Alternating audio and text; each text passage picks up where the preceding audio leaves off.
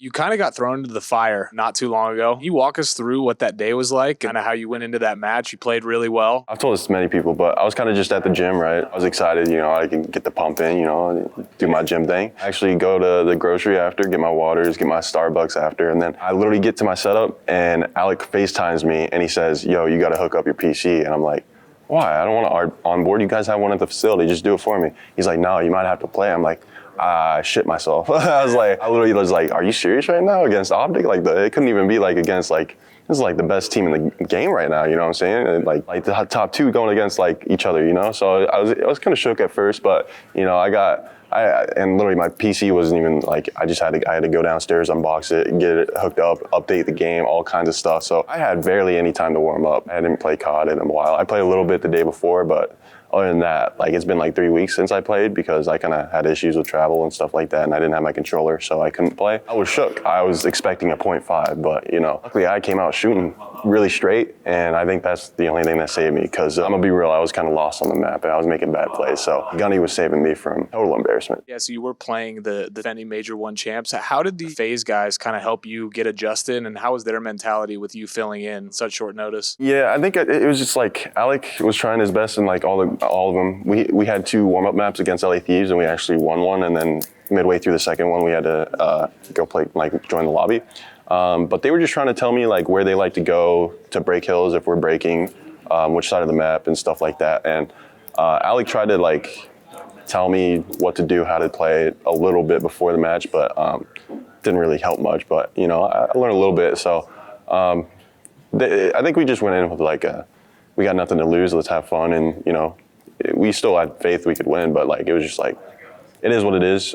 Chris is obviously MVP the past like 3 years, 4 years, something like that, or ever since he's gotten the league. So it's a hard role to fill. So it's just like, we just went in with a fun mentality, and even though we got 3-0'd, I think the fact that we kept it competitive in the map somewhat. We were up quite a bit first map too, which was really good, and then they just put us in the blender. So it was just like in the S&D, I think is where we kind of experimented. Actually, we could have won it, but I like the S&D, like how we played it. But other than that, it was just kind of like, we weren't upset about it or anything. It was just a fun match. Going into that first match, you mentioned you hadn't really played that much of Vanguard. There's rumors going around. There's a really positive social media reaction after your matches. You've expressed like a little more interest. How did your mindset change about the game and wanting to compete before the match and then now, I guess? Man, hopping into that match, it was really, really fun. I wasn't expecting it to be. It's way different to watch than it is to play, and playing against other pro players for the first time in the game. I play rank play, and I was playing that quite a bit and stuff like that before I major, the first major, and playing against other pros again and shooting against pros it was really fun. Running an auto was like, I enjoyed it a ton. So after that, I was like, I think I want to make my comeback. Like, I think after Minnesota, I'll try to do that, and hopefully after this event, I find a team and make my run. Maybe eventually back up to the Pro League at some point, so that'd be cool. Now, if there was a CDL team that you felt like you might fit in the most, if there was a spot open, do you have any in mind? I haven't really thought about that.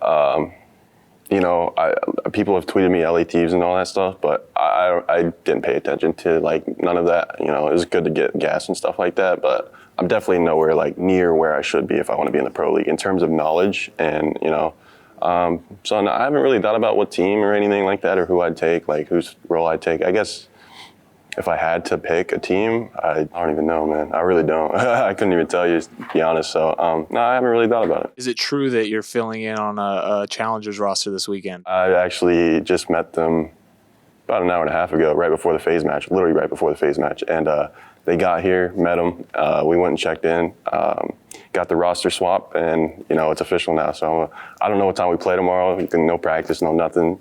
I've been told they're pretty solid though, so we might be able to make a little bit of a run or something. Who knows, And I feel like more reps I get, the more I'll get used to like how the game works again, and maybe we can make something happen. So it is true though; it is official at this point. How'd you hear about the opportunity? Was it Twitter? Yeah, it was Twitter. So I just hopped on and. They tweeted out, and they got a bunch of vouchers from some people I knew, like Crone. He runs the CDL Intel Twitter. He vouched for him. So I don't know if they actually know him or they just wanted me to see me play or compete here. So I got tagged in it. I was like, I sent that emoji. I was like, I'll think about it. And then he DM'd me. I was like, might as well. I mean, I got nothing to lose. It'll be fun. I want to have some fun this weekend. So I was like, I'll do it. And I DM'd him. I was like, let me know if I can join the team, and we got it figured out. So here I am, about to play with people I don't know, but I'm about to have some fun. What's your opinion on the whole Challengers scene? Man, I don't even know. I haven't really ever since like I've been like CDL became a thing. I haven't really paid attention to Challengers much. I think I understand like the format this year a bit, and it's kind of like a little league. It's kind of like it's cool. I think it's awesome. I honestly want to be in that league, and like it's good practice. So I think I want to like make it up to that point in Challengers, and Havoc's team has been dominating, but I want to make it run with my own team and kind of get up there and to that point, get that practice, and then play in the elites and maybe win those too. I think it's cool though. The format this year it's awesome, honestly. There's been a lot of like talk and stuff regarding Havoc's decision, declining the offer going to the CDL. A lot of people have said that the whole point of Challengers is to get to CDL. What's your opinion on how that all went down? I mean, I'm on his side. I think I saw his post about like explaining what happened and stuff like that, and it's like, if there's beef or like any kind of tension between him and Paul, like you said, or there's a lot of things that happen in internal conflict. I mean, and the most important thing that I read from it was his mental has been good. He's happy with where he's at, and turning down a team like that, if he took that opportunity and it kind of like backfired on him, it could definitely ruin his mental. And I think as long as he's doing what he's happy like with, what I'm saying, like I support him. So I understood both sides, but I think he did what's best for him, and I respect that.